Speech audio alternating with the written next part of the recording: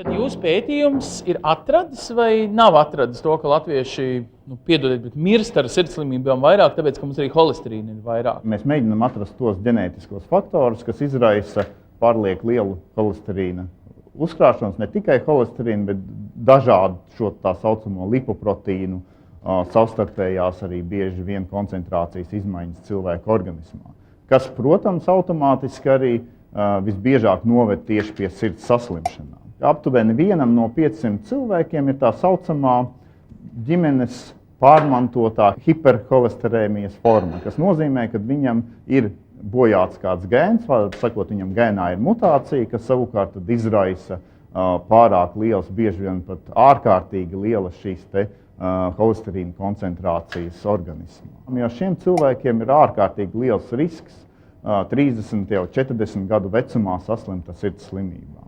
Un, protams, kāpēc ir svarīgi šādas slimības vai šādus gēnu defektus atrast, jo šādos gadījumos cilvēkam nepalīdzēs ne diēta, ne kaut kāda sporta nodarbība. Šādiem cilvēkiem jau pirms slimības iestāšanās ir jāsāk lietot speciāli medikamenti, kuri tad viņiem varētu šo slimības iestāšanos ievērojami aizkavēt. Sanāk, ka jūs esat izstrādājuši metodi, pēc kuras izglābt kādu diezgan krietnu daļu iedzīvotāju, vismaz viņu dzīves ilgumu noteikti pagarināt.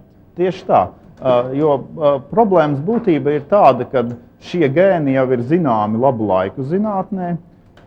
Savukārt Latvijā nav pieejama šāda veida diagnostika, lai noteiktu šīs bīstamās mutācijas, un bieži vien tas nozīmē, ka šie cilvēki paliek nediagnosticēti. Ja mēs aiziesim pie ārsta, šāds cilvēks aizies, es tiešām neko neēdu, sportoju, bet man tas holesterīns tāpat ir. Gan jau, ka viņš mānās ārsts padomās. Ja viņam būs šī informācija no ģenētikas, viņš varbūt apsvērs, ka tieši šim cilvēkam ir laiks pienācis lietot šos medikamentus, kas pazemina holesterīna līmeni.